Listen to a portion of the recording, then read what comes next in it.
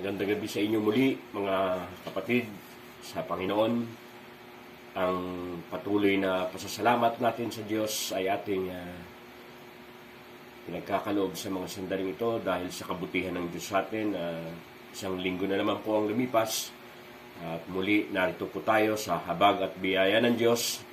Papatuloy sa ating aralin sa buwan pong ito na atin pong pinamagatang spiritual restoration. Tayo po'y manalangin, alay natin ang ating pakikinig ng salita ng Panginoon. Purihin ka po, butihin at makapangyarihang Diyos, aming Ama sa langit, sa pangalan ng Panginoong Jesucristo. Minsan pa, Panginoon, kami ay nagpapasalamat sa pagkakataon na muli kaming ibalik ninyo, Panginoon, sa mga sandaling ito, na kami ay makapakinig muli ng iyong mga salitang magbibigay patuloy ng kalakasan sa kalalagayan ng bawat isa po na iyong mga anak. At ang iyong mga salitang ito, Panginoon, ay inyo pong pinagpala para po sa buhay ng bawat isa po sa amin. Salamat po, O Diyos. Ang iyong presensya ay sumaamin. Ang banal na Espiritu nyo ay sumaamin. Salamat, Panginoon, sa paglilinis ng banal niyo pong dugo. Salamat, O Diyos, sa lahat ng ito. Ang iyong masaganang biyaya ay pinagkakalob niyo po sa amin. Salamat po. Pinupuri namin kayo at sinasaway namin patuloy ang lahat ng mga panlukso ng kaaway sa bawat isa, laban sa bawat isa, sa pangalan ng Panginoon Jesucristo. Sa iyong gawain, Panginoon, tanging kayo lamang ang may kapangyarihan laban sa lahat ng bagay, O Diyos. Salamat po, salamat po. Sa iyo po namin binibigay ang lahat ng kapurihan, kapasalamatan sa tanging pangalan ng Panginoong Jesucristo. Amen. Amen. Praise God, mga kapatid, purihin at pasalamatan natin patuloy ang Panginoon. Bago po tayo magpatuloy, ay hayaan niyo po munang ako ay magpaabot ng pakikiramay sa Iglesia ng Panginoon sa Dako ng Pulo, kung saan ako ay nagpastor.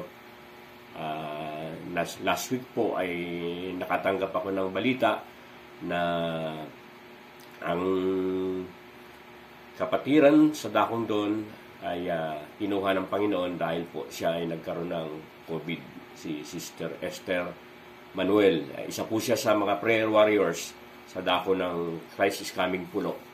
At yun pong kanyang brother-in-law, ganun din po si Brother Bart, kinuha rin ng Panginoon. Ito po ay aking hinahayuan nung ako ay naroon. Ang kalagayan naman po niya, siya po ay isang diabetic. Lamang hindi ko na ano kung ito pa ay sanhi ba ng COVID din yung kanyang pagpanaw. Kaya pinapaabot po natin ang ating pakikiramay sa Iglesia ng Pulo, Christ is Coming Pulo, San Isidro, Nueva Ecija. Amen. Sumayin niyo po ang kapayapaan ng Diyos, kaaliwan ng Diyos sa mga mahal sa buhay ng mga kapatid na Sister Esther at Brother Bart. Praise the Lord. Hallelujah, hallelujah. So, yun nga po ang ating pinag-aaralan at tinatalakay sa buwang ito, yung tinatawag nating spiritual restoration.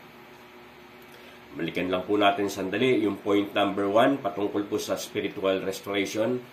Ang sabi po natin, the restoration of Christians or backsliders whose spiritual life is in decline is clearly taught in the Scripture. So, tuwiran pong itinuturo sa atin ng salita ng Diyos patungkol po sa pagre-restore sa mga anak ng Diyos na nakakaranas po ng mga pagtalikod sa Panginoon. Bunga na rin po ng maraming kadahilanan sa buhay ng bawat isa. Kaya po ito nangyayari sa kanila. Yun po, no? Tinuturo sa atin ng salita ng Diyos ang muling pagre-restore o pagpapanumbalik ng kanilang kalagayang espiritual sa kanilang mga buhay. Pangalawa, sabi po natin, point number 2, the Lord promises on clearly stated conditions the pardon of backsliders and the reviving of Christians whose spiritual life is in decline. So, ito ipinapangako po ng Panginoon na malinaw na ang pagpapatawad, pagpapanumbalik, pardon ng mga anak ng Diyos na ito at yung pagre-revive, no? Yung papanumbalik po talaga na sila'y sumigla sa Panginoon. Yan po ay pangako ng Panginoon para po sa kanyang mga lingkod. Sinasabi po yan doon sa 2 Chronicles 7:14, no? Isa sa mga madalas na mabanggit na mga talata. If my people which are called by my name shall humble themselves and pray and seek my face and turn from their wicked ways, then will I hear from heaven and will forgive their sins and will heal their land. So yan po ay pangako na napakaganda at napakasarap patuloy na pakinggan ang mga salitang yan na kalooban ng Diyos sa kanyang mga anak na kung ang mga anak niya ay magpapakumbaba, mananalangin, hahanapin ang kanyang mukha, tatalikuran ang kanilang mga masamang gawa, ay didinggin niya ang kanilang mga panalangin at patatawarin at pagagalingin ang kanilang bayan. So, yan po ay napakahalaga. Madalas po natin yan marinig, no? Lalo na sa panahong ito. Nababasa natin yan sa social media. Marami po ang nagpo-post ng talatang yan. At ibig lang po sabihin, napakahalaga ng mga salitang yan sa 2 Chronicles 7:14. Kaya inuulit-ulit ang mga talata dahil napakahalaga po no. Isang bagay, kapag ang talata ay inuulit-ulit, ito ay nagpapakita, nagpapatunay na ito po ay napakahalaga. At tunay nga pong mahalaga ang mga salitang yan na sinasabi po sa 2 Chronicles 7:14. So atin din pong tinalakay na sa pagpapanumbalik ng isang anak ng Diyos, kinakailangan maalis yung pagmamalaki, pagmamataas. Na kailangan po yun ay tanggalin, no? Maging ano ang anak ng Diyos, maging decisive siya na ang bagay na ito ay maalis sa kanyang buhay, no? Yung mga pagmamalaki, pagmamataas sa Panginoon. At nandun din yung pagkilala na ang deliverance ay nagmumula sa Panginoon. Hindi po ito gawa ng tao. Wala po ito sa kapangyarihan ng mananampalataya para matamo niya ang restoration na ito na kinakailangan niya sa buhay niya. Ito ay sa kapangyarihan ng Diyos, hindi sa kanyang sariling kalakasan. Andun din po kinakailangan yung pagpapasakop sa Diyos. Submission to God, napakahalaga po niyan, no? Submission to God. Backsliders' return must be accompanied by the humbling of pride, or else profession of seeking God is of no value. So kung wala naman pong pagpapasakop sa Diyos, yung bagay na ginagawa ng mananampalataya na siya ay nanunumbalik, subalit wala naman yung pagpapasakop, ay wala rin pong halaga yon. Kinakailangan po talaga andun yung kanyang pagpapasakop sa Diyos. At yan ang kalooban ng Panginoon. Yan ang sinasabi ng salita ng Diyos. Submit to God, no? Pasakop sa Diyos. Andun din yung kinakailangan na pagsaway sa kaaway, no? Sa pagpapasakop sa Diyos, kinakailangan kasunod nito andun yung pag-resist, no?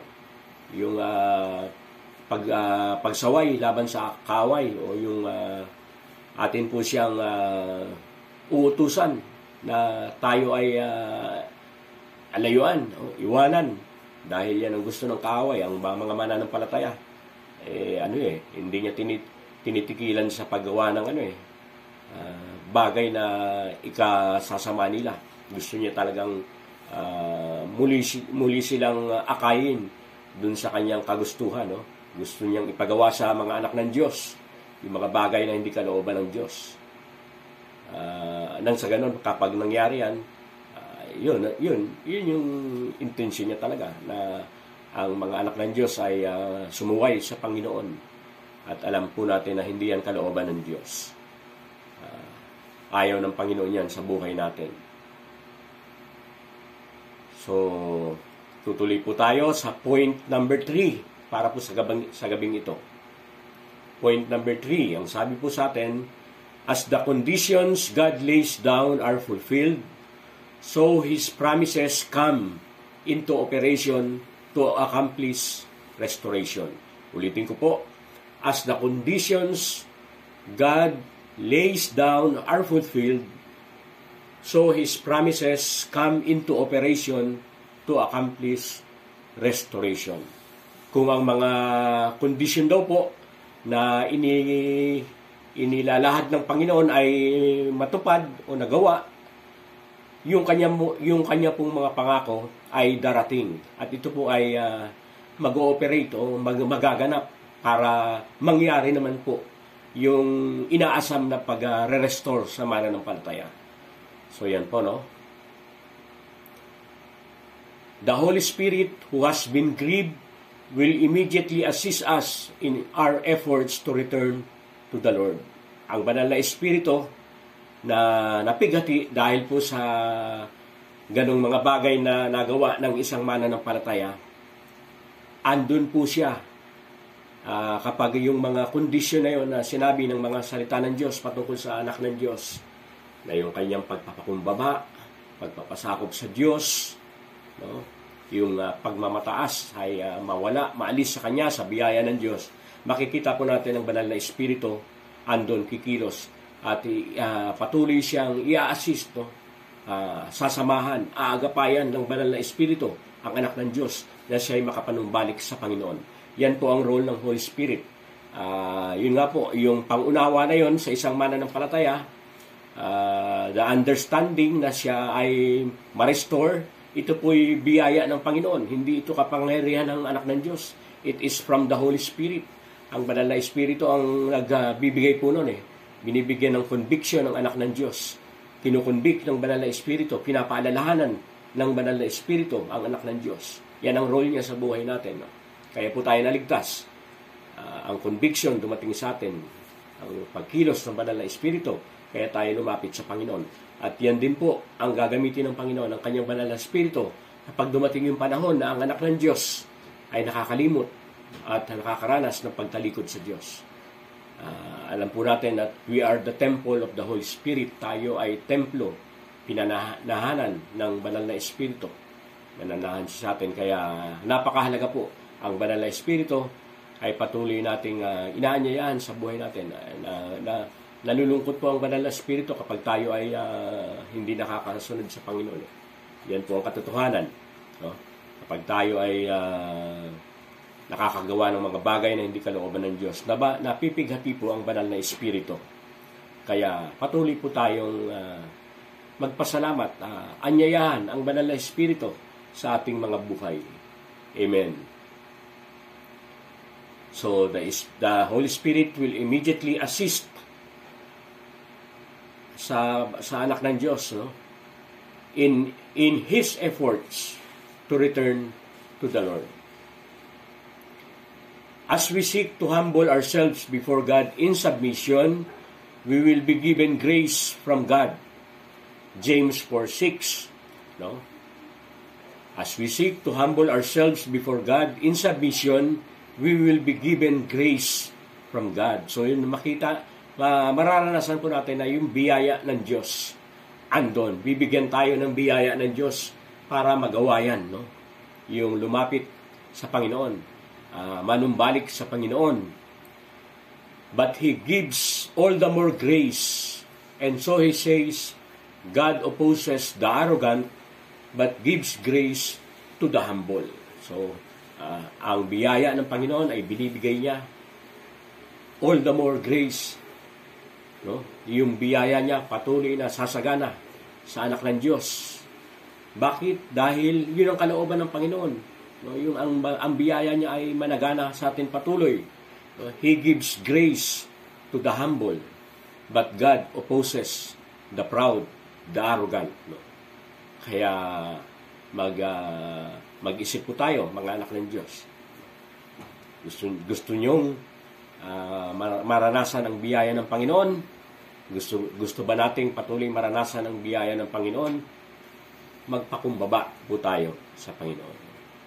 At makikita natin doon ang masaganang biyaya ng Diyos sa buhay ng bawat isa dahil yan nga po ay kalooban ng Panginoon.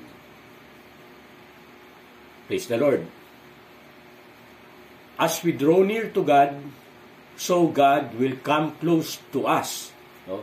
Sa paglapit natin sa Panginoon, mararanasan naman po natin ang Panginoon ay patuloy na lalapit po sa atin. James 4:8, no? James 4:8, Santiago, kabanatang 4, talatang 8. Draw near to God, and He will draw near to you. Cleanse your hands, you sinners, and make your hearts pure, you double-minded. Nulito naman po natin ang talatang ito. Talagang napakahalaga po. No? Isa lang po ang ibig sabihin na mahalaga ang mga salitang ito. Kaya inuulit-ulit po natin. Hayaan po natin na ang mga salitang ito ay patuloy na magtumibay sa ating mga kaisipan, higit sa lahat sa ating puso, na tayo ay lumapit sa Panginoon. At sa paglapit natin sa Panginoon, andun ang Panginoon, lalapit sa atin. Lalapitan tayo patuloy ng Panginoon. Hindi lalayo ang Panginoon. No? Gustong-gusto ng Panginoon na tayo ay lapitan. Kaya lang minsan talaga ang anak ng Diyos, mas pinipili ata ang lumayo sa Panginoon. Mas gusto niyang gawin talaga yung gusto niya. Ayaw niya magpasakop sa Panginoon. Kaya hindi po marapat. No? Hindi marapat. Kung ayaw po nating makaranas ng ganyan na tumalikod sa Panginoon o lumayo sa Panginoon. No? Huwag po. Sa biyaya ng Panginoon, lalapitan tayo ng Panginoon. Ang Diyos ay napakabuti sa atin. Hindi po siya nagkukulang sa atin. Patuloy na pinagkakaloob ng Panginoon ang kanyang biyaya sa atin, ating mga pangangailangan sa araw-araw. Tapat ang Diyos. Andun nagkakaloob ng ating pangangailangan. Higit sa lahat, ang ating spiritual na pangangailangan upang ang ating pananampalataya ay patuloy na yumabong, lumago, no? Sa biyaya ng Panginoon. Amen. Praise God. So, God opposes the arrogant but gives grace to the humble. Amen. This grace will include help in resisting the devil to the end he may flee from us. No? Ulitin po natin. This grace will include help in resisting the devil to the end that he may flee from us. So, ang biyaya daw po ng biyayang ito ng Diyos sa buhay ng mananampalataya, kalakip dito, kasama dito, yung pag-resist ng mananampalataya. Yung paglaban sa dyablo, no, sa buhay niya. Kalakip yun, kasama yun. No? Andun ang tulong ng Diyos na patuloy niyang labanan ang dyablo sa buhay niya. At ang pangako ng Panginoon ay pinagkakaloob niya, He will flee from you. James 4:7. Submit yourselves therefore to God, resist the devil, and he will flee from you. So, dalawang bagay po yan. Tinuturo sa atin dyan, no? Hindi po tayo pwedeng basta magsaway lang sa dyablo kung hindi naman tayo nagpapasakop sa Diyos. Kasi ang unang bahagi, anong sabi? Submit yourselves therefore to God, no? Pasakop kayo sa Diyos. Pailalim kayo sa Diyos. Ibig sabihin, ang Panginoon ang nangingibabaw sa buhay natin, mananampalataya. Hindi sarili natin. Yun ang gusto ng kaaway, sarili natin ang maghari sa buhay ng mananampalataya. Yun ang gusto ng dyablo kasi iyan ang naging dahilan kung bakit bumagsak si Lucifer. Pride. No? Nagmataas siya. Nagmalaki siya sa Panginoon. Gusto niyang higitan ng Diyos. Dun siya ibinagsak ng Panginoon. So, ganun din po ang mga anak ng Diyos. Kaya nga sabi, God opposes the proud. So, pasakop tayo sa Diyos. Anong pangako ng Panginoon? Resist the devil. Command yan Utos po yan Hindi po yan optional. No? Hindi yan optional. Command po yan. Submit, pasakop kayo sa Diyos. Resist the devil and he will flee from you. Kapag ginawa natin yun, nagpasakop tayo sa Panginoon, andun ang dyablo. Lalayo siya sa atin. Pero kung hindi na tayo papasakop sa Panginoon, ay magpapatuloy ang dyablo na kumilos sa anak ng Diyos kapag hindi siya sumusunod sa Panginoon. Ilalayo siya ng dyablo sa Panginoon. Yun ba ang gusto ng anak ng Diyos? Nawa po. Hindi. Bagkus, magpasakop ang anak ng Diyos sa Panginoon. At andon na ang salitang biyaya ay kalakip. Ito ay tutulong sa atin na ating makapagpasakop tayo sa Panginoon. Yung pagpapasakop ito para magawa natin ito'y biyaya po ng Diyos sa buhay natin.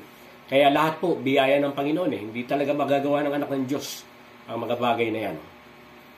Hindi niya magagawa sa gana ng kanyang sarili. Itong lahat ay biyaya ng Diyos sa buhay natin. Biyaya ng Panginoon. Napakayaman ng biyaya ng Diyos. Amen. Yun nga po, As we draw near to God, so God will come close to us. Sa paglapit natin sa Panginoon, ang Panginoon ay lalapit po sa atin. He will come close to us. James 4:8. Sunod po, as we confess our sins, God is just and may be trusted to forgive us our sins and to purify us from all unrighteousness. 1 John 1:9. As we confess our sins, God is just and may be trusted to forgive us our sins and to purify us from all unrighteousness. 1 John 1:9. If we confess our sins, He is faithful and just to forgive us our sins and to cleanse us from all unrighteousness. Kung ipahayag po natin ang ating mga kasalanan sa Panginoon, papahayag natin, ibig sabihin, we will agree with God na tayo ay nagkasala. Ito ay kasalanan, ang mga bagay na ito ay kasalanan. Hindi natin i-whitewash, Hindi pwede yung ganon. Hindi pwede natin gawin yon sa harapan ng Diyos. Alam ng Panginoon, kasalanan yon. So, andun yung utos din po, Command, if we confess, kung ating ipapahayag ang ating kasalanan. Ano yung pangako ng Panginoon? He is faithful. Yung pangako, He is faithful, tapat, and just. Siya'y matuwid upang tayo ay patawagin sa ating mga kasalanan at linisin sa lahat ng mga kalikuan, unrighteousness sa buhay ng anak ng Diyos. So ano po hindi siya sabi nga, hindi one-way traffic Hindi po pwedeng yung tao lang na ang gagawa ng merong hakbang na kinakailangan Hindi yung gusto lang ng tao ang mangyari. Kinakailangan meron siyang gawin sa kanyang panunumbalik sa Panginoon. Matatamo niya patuloy yung kapatawaran na yun ng Panginoon. At makakaranas siya ng pagkilos ng Diyos sa buhay niya. Kapag tayo po ay nagkakasala, para po yung isang wall Yung wall, alam naman natin yung wall, yung pader. Nagkakaroon ng hadlang yung ating relasyon sa Panginoon. Nagkakaroon ng gap dahil sa kasalanan. Kaya minsan hindi dinidinig ng Panginoon ang mga panalangin ng anak ng Diyos dahil may kasalanan. Hindi nga maiksi ang kamay ng Diyos, sabi sa Isaiah, upang tayo ay abutin ng kanyang mga kamay. Hindi malayo ang Diyos para dinggin ang ating mga panalangin. He is just a prayer away, sabi nga, panalangin lamang ang layo natin sa Panginoon. Subalit dahil sa kasalanan, kaya po hindi dinidinig ng Panginoon ang mga panalangin ng mga lingkod po niya. Kaya magpasya po tayo na ang mga bagay na ito ay patuloy nating ipahayag sa Diyos. At ang Diyos ay nangangako, siya ay tapat na nangako na tayo ay patatawarin niya sa ating mga kasalanan at lilinisin sa lahat ng mga kalikuan. Amen. Praise God. Purihin ang Panginoon. And as we continue to humble ourselves before God, So the Lord will lift us up anew into the joys of new life in Christ. James 4:10. Humble yourselves in the sight of the Lord, and He shall lift you up. No? So ayun po, no? Sa ating pagpapatuloy na pagpakumbaba sa Panginoon, so the Lord will lift us up anew. Itataas tayo ng Panginoon. Saan tayo itataas ng Panginoon? Into the joys of salvation of our new life in Christ. No? Kaya nga si Haring David, sabi niya, restore unto me the joy of your salvation. Kasi yun ang naging bunga ng kanyang kasalanan Nawala yung kagalakan. The joy of salvation. Yan ang nagaganap sa anak ng Diyos Kapag tumatalikod sa Panginoon, maraming dahilan ng mga pagtalikod pala sa Panginoon. Maraming dahilan. Andyan na po yung hindi tayo nananalangin. Napapabayaan natin yung ating prayer life. Andyan na nakakaligtaan natin ang patuloy na pag-aaral, pagbabasa ng salita ng Diyos. Hindi natin nabibigyan ng halaga. Mas may panahon sa social media ang salita ng Diyos isinasantabi. Masyado yung epekto ng social media sa buhay ng mga tao ngayon. Grabe po Talaga namang napaka laking oras ang nabibigay ng tao ngayon sa social media. Ganyan ang epekto ng social media sa buhay ng tao ngayon. Kumbaga talagang nirevolutionize ng social media yung buhay ng tao Talagang inalter Malaking epekto sa buhay ng tao. Hindi dapat dapat mo mas higit ang epekto ng salita ng Diyos sa buhay natin. Patuloy nating inaaral, sinasaliksik ang salita ng Diyos. Yan ang kalooban ng Panginoon yun nga po, kaya nangyayari sa anak ng Diyos yung mga bagay na ganyan, yung mga pagtalikod, kasi napapabayaan. Hindi nabibigyan ng sapat na panahon ang pag-aaral, pagsasaliksik ng salita ng Diyos. Minsan, kontento na lang na makinig din po sa social media, maraming nababasa. Hindi naman po masama yun. Pero hindi dapat nito mapalitan yung ating personal na devotion sa Panginoon, yung pakikipag-ugnayan natin sa Panginoon. Yung ating kalooban ng Panginoon, yung intimate relationship Magkaroon tayo ng intimate relationship sa Panginoon. Yan ang gusto ng Panginoon Kaya lang, minsan ang mga anak ng Diyos mas intimate sa social media. Nakakalungkot po. Hindi dapat. Sa Panginoon dapat salita niya. So yun po, nagkukulang sa pananalangin, lumilipas ang mga sandali, araw, minsan higit pa sa araw, lumilipas na nakakalimot, hindi nagbibigay ng panahon sa pananalangin. Minsan ang mga panalangin ay very brief na lang, mabilisan na lang, wala nang lalo na paggabi, thank you Lord, gano'n na lang, tulog na, wala nang pagpupuri, pasasalamat sa Panginoon. Ang panalangin, napakaano na lang, para bang makapanalangin lang, sabi nga, masabing na nanalangin. Ano ang turo sa atin ng panalangin na tinuro ng Panginoon? Our Father who art in heaven, hallowed be your name. Anong ibig sabihin ng hallowed be thy name? Parangalan natin patuloy ang pangalan ng Panginoon. Purihin natin siya. Pakabanalin, magbigay galang tayo sa Panginoon sa paglapit natin sa Panginoon. Hindi yung basta sugod lang tayo sa panalangin. Panginoon, maraming salamat o pengi po ng ganito. Kailangan ko po ng ganito. Para tayong mga gate crusher, sa isang party na sugod ka lang, pasok ka lang basta-basta. Hindi ka man lang nagbibigay galang dun sa host, So parang ganun din po sa Panginoon. Kaya nga sabi, hallowed be thy name, our Father who art in heaven, hallowed be thy name. So magbigay galang tayo sa Panginoon muna bago tayo lumalapit sa Panginoon.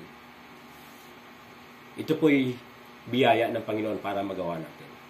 Sa ating mga sarili, hindi natin yan magagawa. Biyaya po yan ng Panginoon. Tuloy natin hingin sa Panginoon na mabago yung ganong attitude natin na minsan hindi tayo nakapagbibigay ng sapat na paggalang sa Panginoon sa paglapit natin sa Kanya. So yun po, no? Andun yung pangako ng Panginoon, no? James 4:10. Humble yourselves in the sight of the Lord and He shall lift you up. At ayun, makikita natin, ipapanumbalikin ng Panginoon yung joy of the salvation sa buhay ng isang Kristiyano. Salamat sa Panginoon. Gaya nga po ni Haring David, no? Nawala sa kanya yung joy of salvation. Kaya nanalangin siya. Hiniling niya sa Panginoon, restore unto me the joy of your salvation. Hingi natin sa Panginoon na i-restore niya yung kagalakan ng kaligtasan sa buhay natin. Ang Panginoon po ay gagawin yan sa buhay ng mananampalataya. Kaya para po sa mga anak ng Diyos na nariyan sa ganyang kalagayan, na tumalikod, lumayo sa Panginoon, bunga ng kakulangan, kapabayaan sa Diyos, lumapit sa Panginoon. Andun yung pangako niya, itataas ka ng Panginoon. Praise God. Our desire and ability to teach sinners God's ways will be regained. No? Yung ating hangarin o yung ating kakayanan na turuan ang mga makasalanan sa mga paraan ng Diyos ay mariregain natin muli. No? Mariregain natin. Psalm 51 verse 13. Ang sabi rito, then will I teach rebels your merciful ways, and sinners will turn to you. Psalm 51:13. Then will I teach rebels your merciful ways, and sinners will turn to you. So ayan, no? Pangako ng Panginoon. So yung hangarin natin na makapagturo o makapagbahagi ng salita ng Diyos sa mga makasalanan, o turuan sila sa landas ng Panginoon. Ang sabi, then will I teach rebels your merciful ways, no? Kapag tayo ay nanumbalik sa Panginoon, makita natin ang pagkilos ng Diyos andon, ang banal na Espiritu, tutulungan tayo na ito ay maituro din natin sa mga makasalanan. The merciful ways of the Lord. And sinners will turn to you. Ang mga makasalanan ay babalik sa iyo. Andun yung conviction, darating sa kanila ang conviction ng Diyos sa pamagitan ng banal na Espiritu. Yan po ang gagawin ng Diyos sa buhay ng mga makasalanan. So, yung ating hangarin, dati ayaw natin gawin, no? Bakit? Dahil yun nga po, andun sa kalagayang wala sa pagsunod sa Panginoon. Hindi yun magawa. Mahina. Subalit ang Panginoon ay binabalik siya sa kalagayan na siya ay nasa pagsunod sa Panginoon. At doon makikita na sapat lagi ang biyaya ng Panginoon upang ang anak ng Diyos ay makapagbahagi, makapagturo ng mga paraan ng Diyos, the merciful ways of God. At ang mga kasalanan ay manunumbalik din po sa Panginoon. Yan ay pangako ng Diyos para po sa mga makasalanan. So makita natin, dalawa yun dalawa ang tinutukoy doon, no? Yung anak ng Diyos na tumalikod sa Panginoon, no?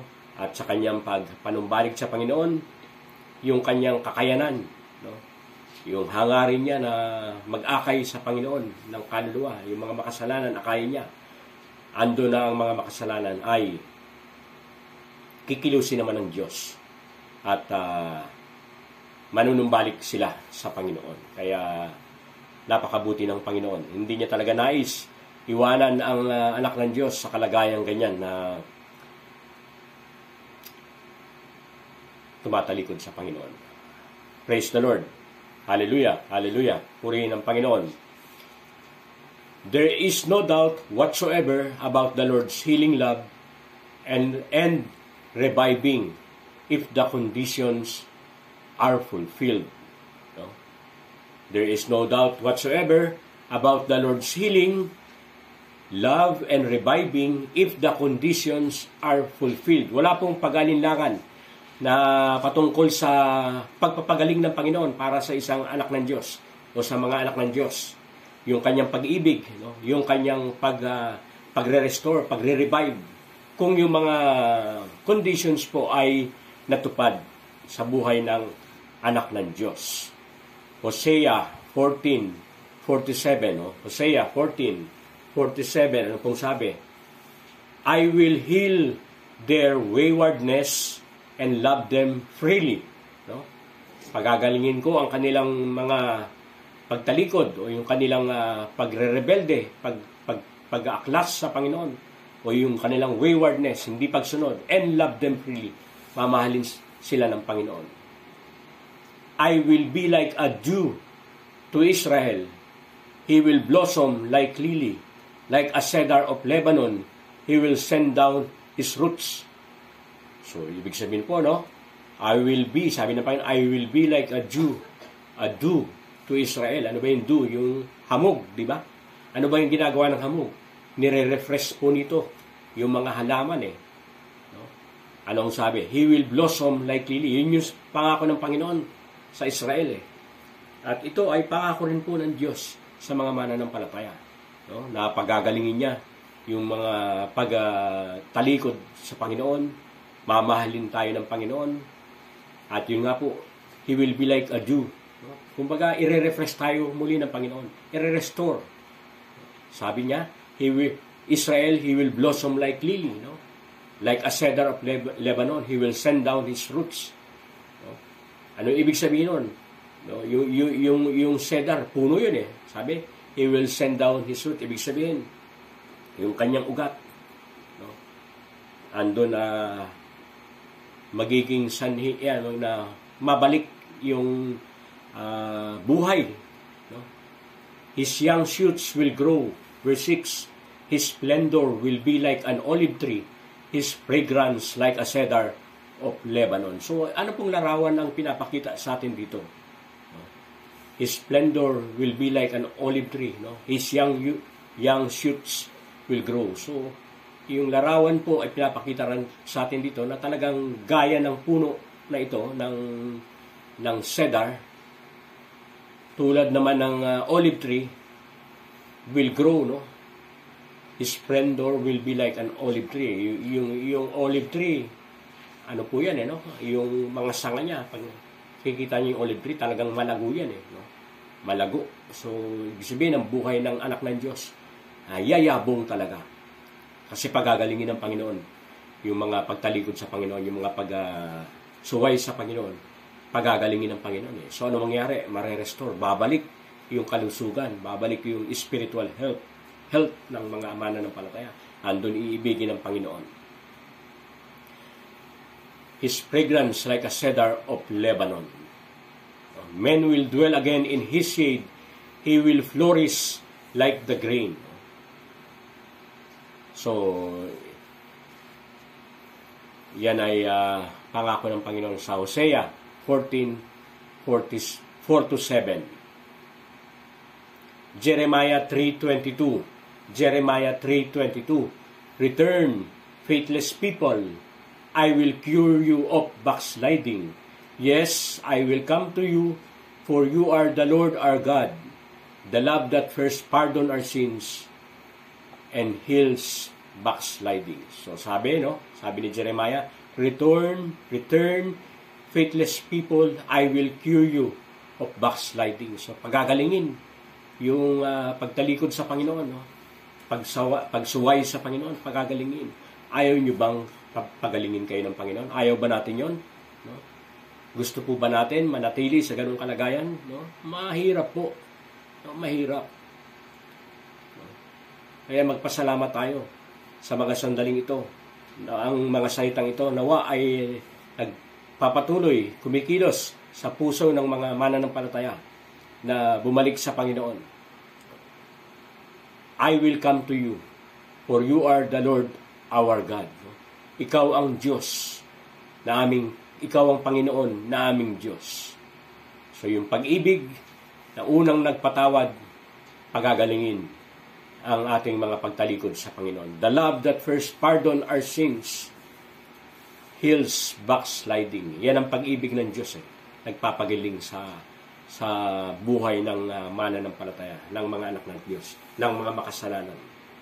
Pinapagaling ng Panginoon lahat ng ito sa buhay ng mananampalataya. Gusto ng Panginoon kalooban ng Diyos ang kagalingan sa buhay ng mga mananampalataya. Ano yung pangako ron sa 3 John 2? Panalangin, no? hangarin ni Apostol Pablo. 3 John 1, 3 John 2, Beloved, I wish above all things that thou mayest prosper and be in health, even as thy soul prospereth. Nais niya na ikaw ay managana, gaya ng iyong spirito na sumasagana. I wish above all things that thou mayest prosper and be in health. Yan ay isang hangarin ng isang anak ng Diyos. Para po sa atin, yan din po ang aking hangarin. I wish above all things that thou mayest prosper and be in health, even as thy soul prospereth. Sa biyaya ng Diyos, yan ay pasaganain ng Panginoon sa buhay natin. Amen. Ano pa po ang pangako sa atin ng Panginoon dun po sa Micah 7:18-20? Micah 7:18-20. Who is God like you, who pardons sin and forgives the transgression of the remnants of his inheritance? You will again have compassion on us. You will tread our sins underfoot and hurl all our iniquities into the depths of the sea. No? Who is a God like you? Sino ang Diyos na kagaya mo, na nagpapatawad ng mga kasalanan ng remnants of his inheritance? Ng Israel, tinutukoy ng Panginoon, no? Sino ang Diyos na kagaya mo?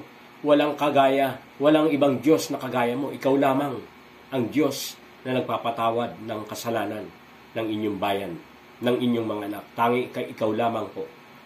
Diyos lamang ang ating Panginoong Jesucristo. Siya lamang ang may kapangyarihan magpatawad sa kasalanan ng lahat ng tao, dahil siya lamang po ang merong dugong walang bahid ng anumang kasalanan, ang nakapaghugas, nakapaglinis ng kasalanan ng tao doon po sa krus ng Kalbaryo. Yun ang kabayaran sa ating kasalanan. Wala na pong iba. You will again have compassion on us. Mahahabag kang muli sa amin. You will tread our sins underfoot and hurl all our iniquities into the depths of the sea. Mahahabag ka sa akin, sa amin, at itatapon niyo ang aming mga kasalanan doon sa ilalim, kalaliman ng dagat. Ano pong ibig sabihin nun? Kapag itinapon ng Diyos yung kasalanan natin sa kailaliman ng dagat, wala na po yun. Hindi na yun uungkatin pa ng Panginoon. Ando na yun, nakalubog na yun doon sa dagat ng paglimot. Kinakalimutan ng Panginoon. Kaya nga sabi niya, I will forgive your sins and will remember them no more. Hindi na alalahan pa muli ng Panginoon yun eh. Ang diablo lang ang gumagawa niyan sa mananampalataya. Anong ginagawa niya? Ipinapaalala niya yung mga kasalanan mo. Yung mga pinatawad na ng Panginoon, ipinapaalala na yan ang diablo. Kasi ano nga siya? Siya yung accuser of the brethren. No? Inaakusahan niya ang mga mananampalataya. Pinapaalala yung mga kasalanan na pinatawad na ng Panginoon. Ang pagpapatawad ng Diyos po sa atin, sa ating kasalanan, past, present, future. No? Nakalipas, yung sa ngayon, at sa hinaharap ang mga kasalanan na magagawa ng mananampalataya, yan po pinatawad na ng Panginoon dun sa krus ng Kalbaryo. Buo yun eh. No? Lahat. Hindi po yun some of our sins. All our sins pinatawad ng Panginoon sa krus ng Kalbaryo. Kaya pasalamatan natin ng Panginoon sa kanyang pangako na yan. No? Wala siyang katulad na Diyos. Siya lamang ang Diyos na nagpapatawad ng kasalanan ng tao. Muli siyang mahahabag sa anak niya at itatapon niya ang mga kasalanan niya sa dagat ng paglimot. Kaya po, mga anak ng Diyos, asan man tayo, ano man ang ating kalalagayan sa panahon ito, sa harapan ng Diyos, ang Panginoon ay nangako po sa atin, nangako siya sa atin, na siya ay mahahabag sa atin. At ang ating mga kasalanan ay kanya pong lilimutin, tatapon niya sa dagat ng paglimot. Huwag nang ungkatin, huwag nang alalahanin pa. Sawayin ang diablo sa buhay ng anak ng Diyos na nanunukso patuloy upang ang mga kasalanan ito ay i-accuse niya sa mga mananampalataya. Ang Diyos po ay nagpapatawad. Kapag siya ay nagpatawad, tunay na pagpapatawad ang ipinagkakaloob ng Diyos sa kanyang mga anak. Yan po ang kalooban ng Diyos.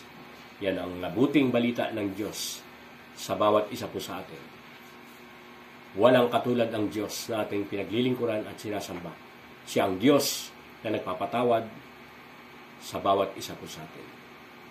Kaya maraming salamat po sa biyaya ng Panginoon. Tayo ay magpapatuloy sa susunod na linggo. Loobin po ng Panginoon. Purihin po ang Panginoon. Magandang gabi po muli sa bawat isa. Sumagana patuloy ang biyaya ng Panginoon sa atin. Maraming salamat po. Purihin ang Panginoon.